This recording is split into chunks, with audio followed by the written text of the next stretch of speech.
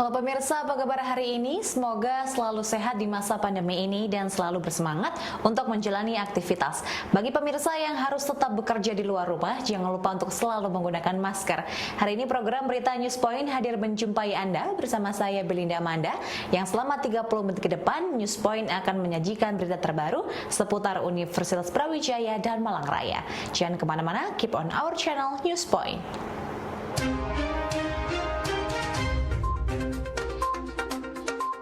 Pemirsa, Idul Adha pada tahun 2021 ini adalah Hari Raya Idul Adha tahun kedua dalam masa pandemi. Hari Raya yang identik dengan pelaksanaan kurban dan kisah Nabi Ibrahim serta Nabi Ismail ini, menurut Muhajir Ansori, dosen agama Islam UB, terasa kontekstual pada situasi saat pandemi. Berikut penuturan Muhajir tentang makna Idul Adha saat pandemi. Kalau kita cermati dari asal katanya ya, itu kan kembali. Sementara adha itu kan berkurban, maka kembali kepada pengorbanan. Memang konteks yang diambil pada saat itu adalah ketika pengorbanan Nabi Allah Ibrahim alaihissalam beserta putranya Nabiullah Ismail alaihissalam.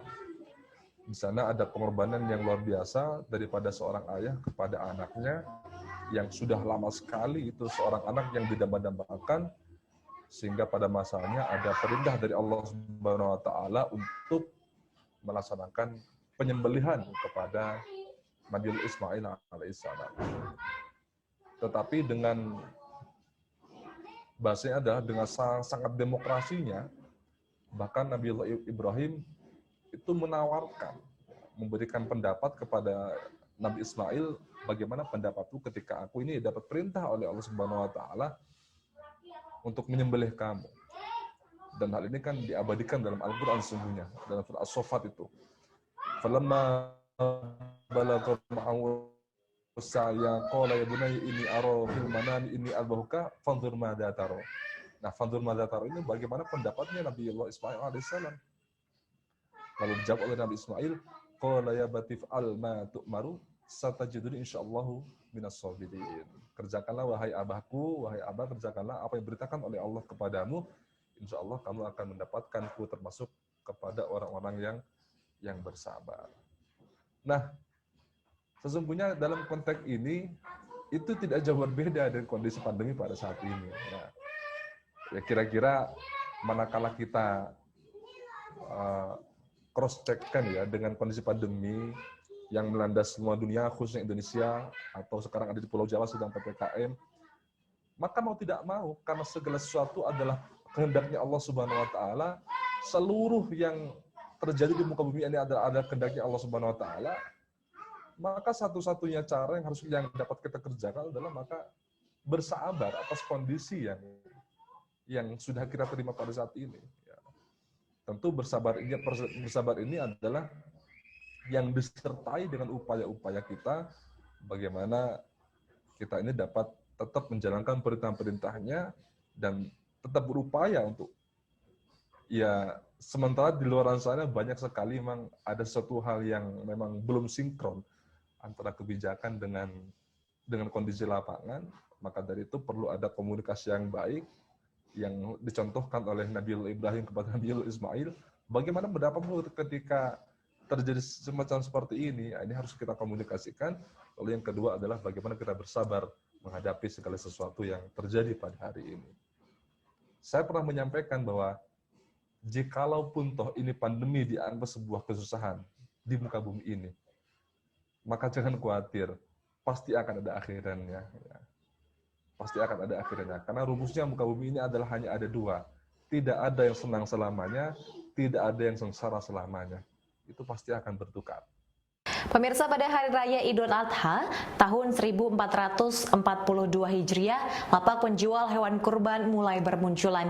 Memakai lahan kosong sebagai tempat berjualan, para pedagang hewan tersebut berasal dari berbagai daerah di sekitar Malang.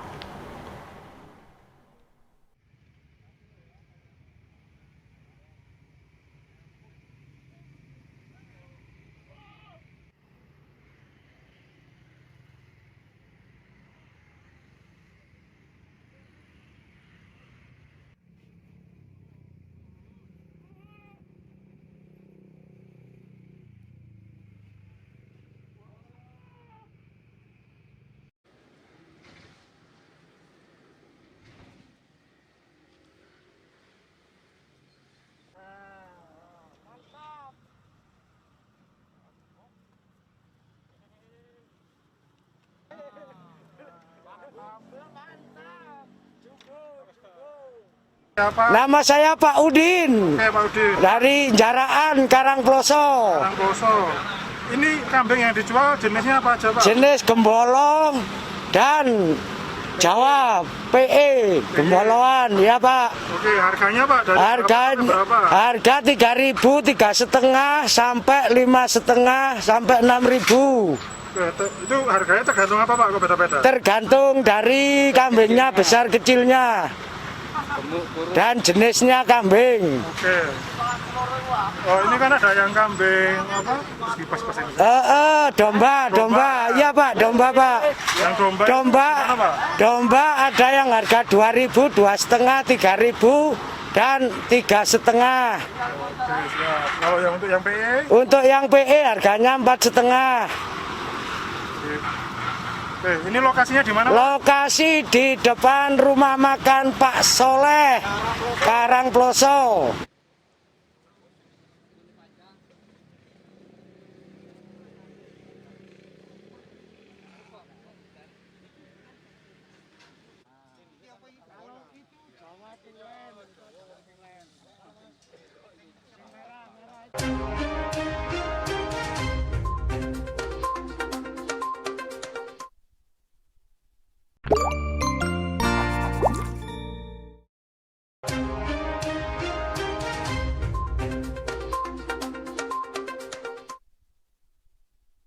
Universitas Brawijaya memberikan penghormatan terakhir kepada dua guru besarnya, yaitu Profesor Muhammad Muslih Mustajab dari Fakultas Pertanian UB dan Profesor Suharyono dari Fakultas Ilmu Administrasi Universitas Brawijaya yang wafat pada hari Sabtu 17 Juli dan Senin 19 Juli tahun 2021. Kedua almarhum merupakan putra terbaik UB yang telah terbukti memberikan dedikasi keilmuan dan juga komitmennya untuk pengembangan UB. Pertama, kami menyampaikan permohonan maaf yang tulus dari Bapak Rektor yang belum bisa hadir di tengah-tengah kita karena sedang menjalani proses isolasi mandiri dan recovery. Insya Allah kondisi kesehatan beliau sangat baik, hanya belum dibolehkan oleh tim kesehatan untuk bergabung dengan kita semua di forum seperti ini. Hadirin taksiah yang kami muliakan, hari ini Allah Subhanahu wa Ta'ala telah memanggil hambanya untuk kembali ke hadiratnya. Setelah beberapa hari lalu juga memanggil guru, sahabat, orang tua kita, serta guru besar dan sesepuh di Fakultas Pertanian, yaitu Profesor Dr. Insinyur Muhammad Muslih Mustajab, MSc, dalam usia 73 tahun. Hari ini Allah Subhanahu wa Ta'ala kembali memanggil guru, sahabat, orang tua kita, guru besar serta sesepuh di Fakultas Ilmu Administrasi, yaitu Profesor Dr. Suharyono MA dalam usia 77 tahun. Atas nama pribadi dan keluarga besar Universitas Brawijaya, kami menyampaikan bela sungkawa yang mendalam atas wafatnya dua putra terbaik Universitas Brawijaya, Profesor Muslih dan Profesor Suharyono. Kita semua berduka dan sangat kehilangan atas wafatnya beliau berdua dalam situasi pandemik COVID-19 ini. Kita semua menjadi saksi bahwa beliau berdua orang yang sangat baik kepada keluarga, sahabat, dan telah memberikan dharma bakti terbaiknya untuk Universitas Brawijaya. Kita doakan bersama, semoga husnul khotimah, diampuni segala khilaf dan dosanya, diterima segala amal kebaikannya. Serta semoga keluarga yang ditinggalkan diberi kekuatan, kesabaran, dan keikhlasan. Amin, amin, amin, ya rabbal alamin. Secara khusus, kepada keluarga almarhum Prof. Muslih Mustajab, kami mohon maaf, penghormatannya dilaksanakan kembali pada hari ini.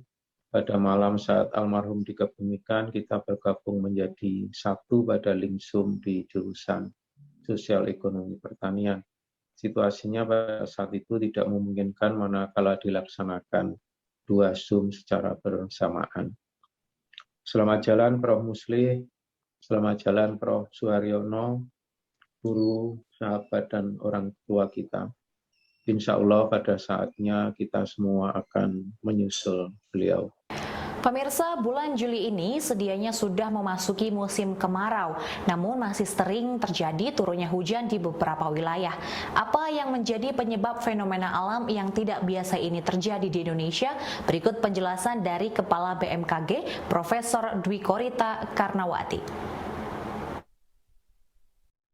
BMKG menyampaikan update perakiraan cuaca di wilayah Indonesia dalam sepekan ke depan, terutama karena pada saat ini, meskipun sebagian dari wilayah Indonesia telah memasuki musim kemarau, kecuali wilayah di sebagian Riau, sebagian Sumatera Barat, sebagian Jambi, dan sebagian Sumatera Selatan masih hujan, dan juga sebagian dari Kalimantan Tengah, Kalimantan Selatan, Timur, dan Kalimantan Utara.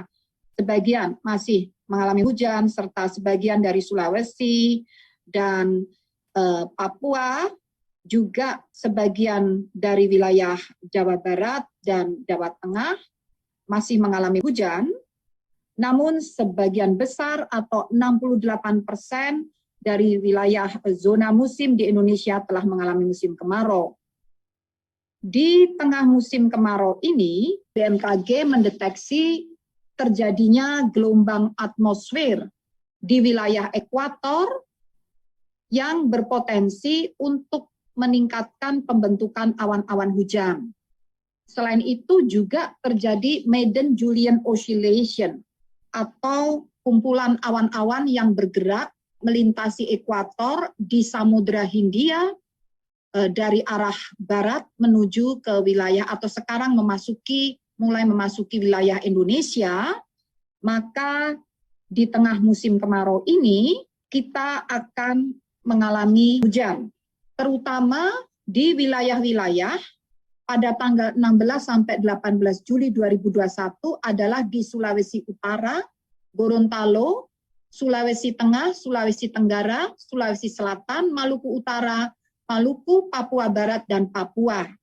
Kemudian juga pada tanggal 19 hingga 21 Juli diperkirakan terjadi hujan dengan intensitas sedang sampai lebat, yaitu di Bengkulu, Sumatera Selatan, Banten, Jawa Barat, Kalimantan Tengah, Sulawesi Tenggara, Maluku, Papua Barat, dan Papua. Diperkirakan akan terjadi hujan dengan intensitas sedang hingga lebat mulai tanggal 19 hingga 21 Juli, yaitu di Bengkulu, Sumatera Selatan, Banten, Jawa Barat, Kalimantan Tengah, Sulawesi Tenggara, Maluku, Papua Barat, dan Papua. Kemudian tanggal 22 hingga 23 Juli, hujan intensitas sedang hingga lebat diperkirakan terjadi di wilayah Maluku, Papua Barat, dan Papua. Selain itu juga diprediksi akan terjadi gelombang tinggi di berbagai perairan, terutama di wilayah perairan Samudra Hindia Barat di selatan Banten, yaitu diprediksi akan terjadi gelombang dengan ketinggian 4-6 meter dalam periode tanggal 16 hingga 23 Juli.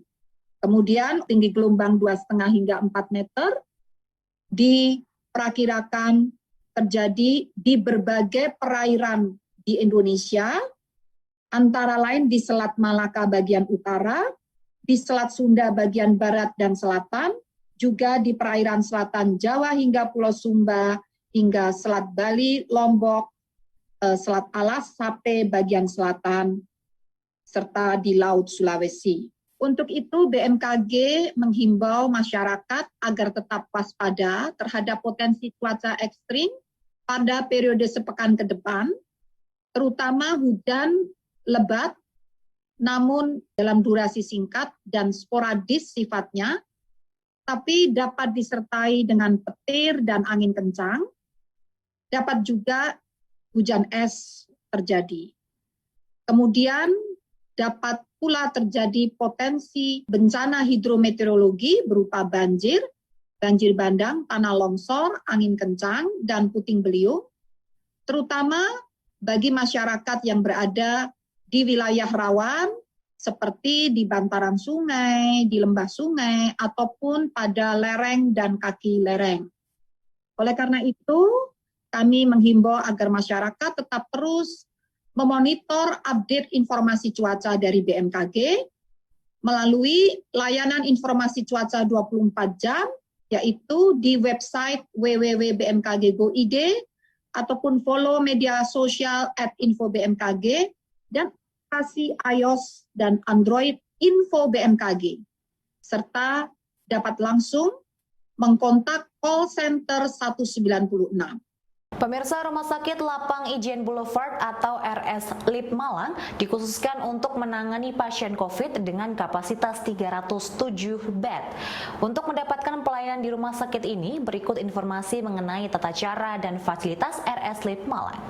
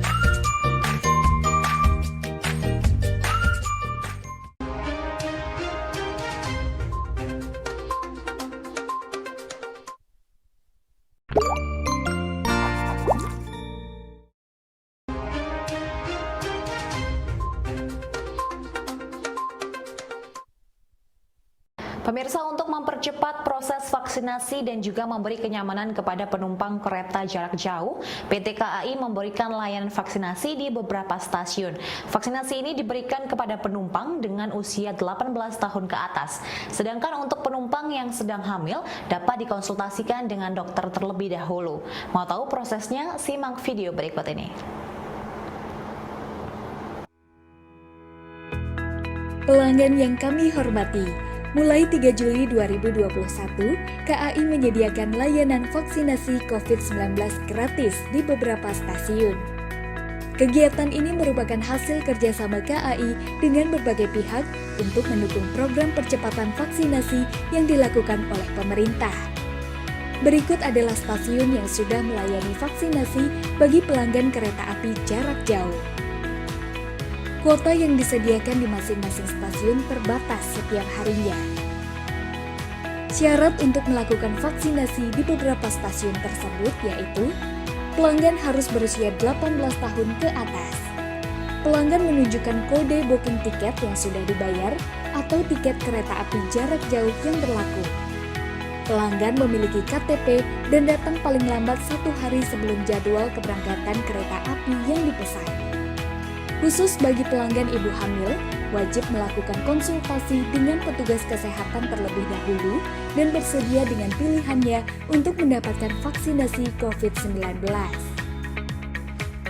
Perhatikan dengan cermat waktu vaksinasi dan jadwal keberangkatanmu untuk menghindari keterlambatan naik kereta api. Setelah mendapatkan vaksinasi, pelanggan wajib menerapkan protokol kesehatan serta disiplin 3M, yaitu memakai masker, rutin mencuci tangan dengan sabun, dan menjaga jarak. Terima kasih telah mempercayakan Kereta Api Indonesia untuk menemani setiap perjalanan Anda.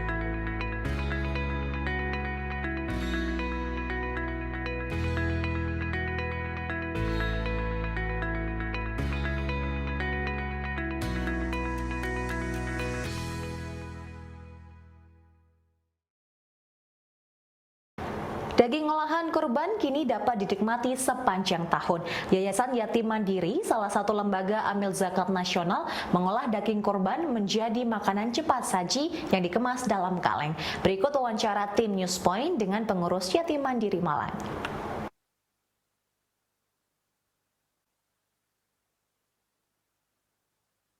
Ini produk yang bisa tahan lama, artinya sengaja kita buat, kita kemas untuk tidak langsung habis seketika.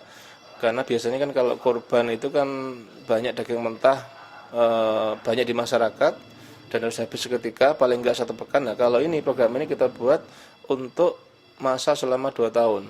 2 tahun ini harapannya bisa untuk ke kebencanaan, ke masyarakat terpencil dan tidak habis seketika. Kita sampai 2 tahun. Ya. Dan ini secara higienis sudah di stempel dari BPOM ya, artinya secara kehalalannya dan juga secara keislamannya sudah dijamin oleh pihak Dewan Syariah. Penyalurannya ya kalau untuk yang di Malang Raya, di daerah pelosok, dan juga mungkin di daerah kebencanaan. Tapi kalau misalkan katakanlah ada bantuan atau ada musibah di luar kota dan itu membutuhkan support dari kita, ya biasanya kita ikut untuk kesana juga. Artinya juga bisa untuk mensupport ke daerah bencana kalaupun itu dibutuhkan.